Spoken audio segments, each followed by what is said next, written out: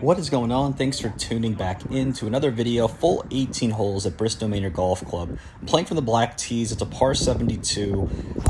Played this course multiple times, first time on camera, and it's not a tough course, at least from the tees I play. It's like 6,300, and yes, the slope is like 133, but it's pretty straightforward. It has some pretty cool holes, few water holes, so we'll go through them today. Hole one is like a handshake of a hole. Of course, I push my drive right. I then pull my approach, and we actually zoom in on this one.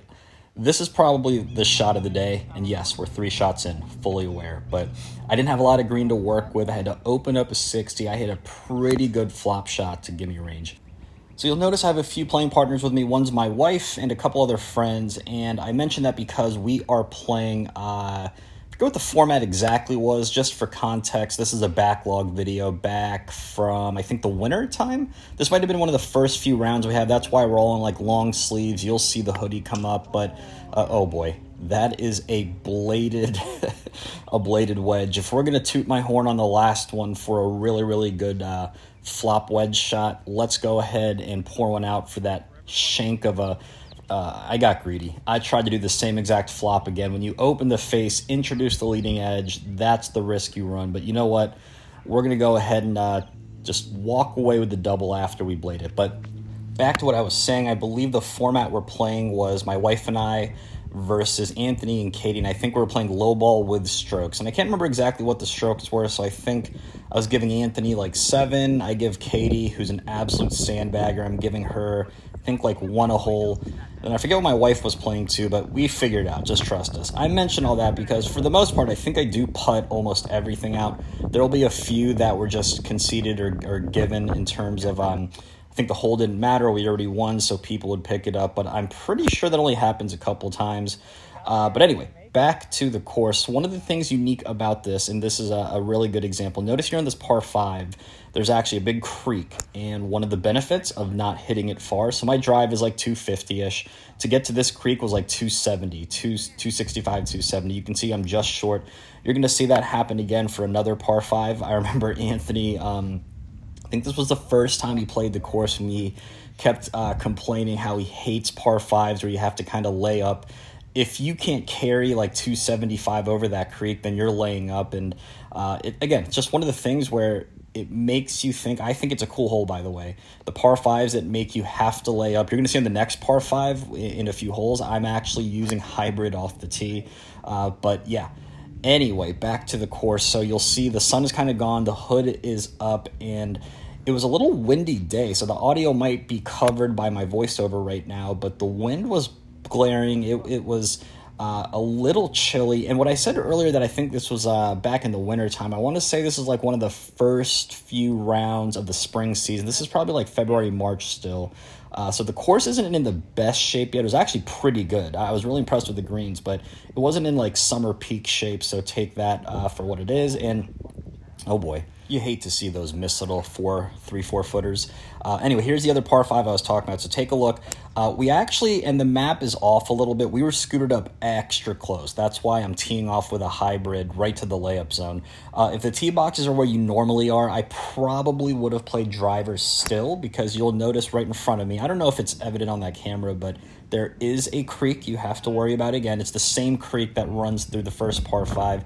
And I think if you drive it like 250, 260 like me, just take driver and swing. If you can hit it way past that, you might want to consider a layup, or unless you can carry it like 270, 275. But a pretty poor effort, bad putt, and yes, a par is a good score, but on a super short par 5, I mean, I pretty much had to use a hybrid off the tee. That's when you know it's short, but and then it moves you right to this hole. So when I mentioned earlier that this has some pretty cool holes, take a look. I was actually trying to play it more right of that, and I told myself if I do a snap hook, which is my miss when I swing really hard, this is where I'll end up. So no harm, no foul. And look at me chase this ball. We now have a new front runner for shot of the day. That was I believe that was like 177 into the wind on a downslope in the rough, and you have to carry it because, again, that same creek that runs through the par fives is also in play here. So I was really, really pumped at sticking the green from about 180 out with all those conditions, but you know what? You got to make putts if you're going to do something about it. And then the last couple holes, this is probably the hardest par 3 of them all. It's playing about 200 yards. The wind that was in our face was now helping me, so you see I kind of sailed the green right, and man, if the putter is going to be off, you better be chipping well. And Mark, you dog. Mark, you big, strong man, you. What a chip. Great chip, Mark. And then for the mini map, those that actually pay attention to it, you're going to think, wow, how did you cut that corner? Why would you take that? How did you get it so far? I think the map is off. We were playing one more tee box up on this one too. Don't know why. I don't take that aggro line if we're not scooted up because it kind of brings the water into play. So for those that are maybe using this video to scout out the course, do not take that tiger line I took around the trees. Just play it safe into the fairway. You'll still have a wedge in, but you could also be a greedy bastard like me. I mean, why not, right? Live fast, die young. So there it goes. There's the first 9 holes on to hole 10, and just on a side note, for anyone that is using this video for a scouting report, this is one of the few courses where in order to get to hole 9 to hole 10, you actually have to like go through the initial parking lot, cut all the way across. You go through some secret tunnel like this is Mario Kart, and you found like a hidden passage. I remember the first time I played this, I've never been more confused. I think there's a sign somewhere, but if not, you have to know to cut through. But anyway, just note that if you're listening to this, how you get from 9 to 10, you go to the clubhouse, through the parking lot, take the tunnel, and then you'll get there. All right, back to the golf, and you saw that I had a really bad bogey on hole 10. Such a bad approach. Yes, I was in the rough, but like I think that was like 105 yards. Really, really bad miss. But this is a straightforward par 3. There's a few bunkers, but for the most part, very, very straightforward. The green wasn't too complicated. I'm not mad at a par here, but this is one of the par 3s probably out of all of them that is pretty scoreable. And then here's the next par 5. You'll see one thing Bristow Manor does. So this one doesn't have a creek, but notice how on the map, the fairway, you can see I got right to the edge. Funny enough, the end of the fairway was like 255. So notice how I drive it about 253 there. Bristow Manor does a really interesting job make you think of that. So some tee shots, especially the par 5s, you strongly want to consider either laying it up with non-driver if you don't like hitting out of the rough, or if you're a long hitter, then maybe you can clear all of it. But I love courses that make you think like that. Yes, I'm an idiot. I probably still grab driver and just go. But for those that are better than me and smarter than me, you really want to consider playing the course, hitting fairway, staying in the short grass. Doesn't matter what you pick. If you're going to do that, if you're going to 3-putt again, man, the putter, come on, Mark, go work on it. The putter wasn't treating me well, but this is a really good way to shake that off. I think I piped one down the middle. This one I actually ended up clocking back. This was like 265, 270.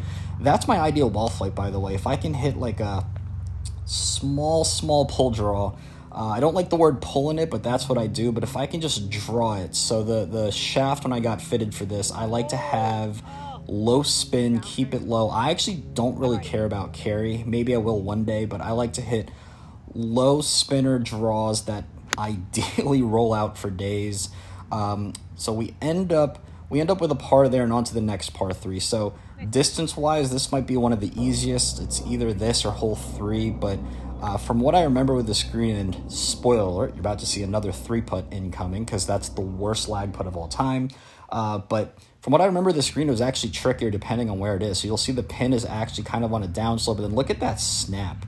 I knew it broke, but that thing snapped on me. So really, really bad bogey for like a 150-yard par 3. So here we are into the final stretch. I actually really like the finishing holes of this course. You have a pretty simple and decent par 4, par 5, and then 2 easy par 4s. 18's actually not that easy. We'll get into it. So this one, you do want to stay in the short grass. So I hit driver because I don't care. But you could argue, I think it's like less than 350. You could argue, like a 4-iron, driving iron, stay in the short grass and get on. I hit a pretty good chip shot there to get back on, and I can try to save par and Come on, putter. Don't do it to me again. All right. Thank you. Thank you so much. And then this stupid par 5. So everyone that knows, if you play a fade and cut, you probably love this hole. It was literally made for you. You can shot shape it off those trees, fade it around, you're in play. It's kind of a sucker's move to try and fade it around. I would just go straight or hit the fairway. Play this like a real par 5. It's like a dog leg right, as you saw. I end up hitting a draw off the right side trees, which was pretty ideal. So we go from short grass to short grass. And if you take a look at the actual fairway grass, I told you this is one of the first few rounds of golf season, so things are growing back. And then I end up, that's such another poor attempt again. I think I was about 100 yards out. We end up short in the rough. We end up getting up and down. So we're not too mad at a par, but I got to get better at 100 yards. And don't worry, in the last 4 to 5 months, I've really worked on wedges and I've really worked on ball flight with drivers. So the videos moving forward after this, hopefully you'll pay attention to it. But anyway, okay drive. I was right on the edge. I was kind of on the cart path. I do take relief about a club length from it. And then we have a wedge in. I actually stick a green. We sail it, by the way. Again, very poor wedge shot. Yes, I'm on the green, but oh, that would have been sick if my putter saved me. But I'm going to go ahead and stop commentary. This is the drive of the day coming up. Just listen in.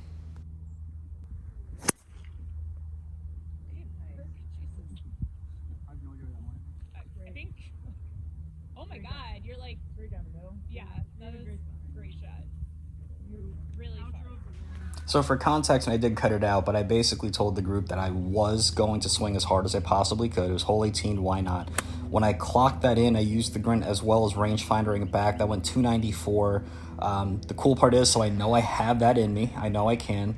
And even though it worked out on this hole, that ball flight wasn't ideal or what I was planning. So anyway, it doesn't matter how far you hit it. If you can't putt, Mark, do not end on a 3-putt. Whatever you do, for the love of God, you honestly suck.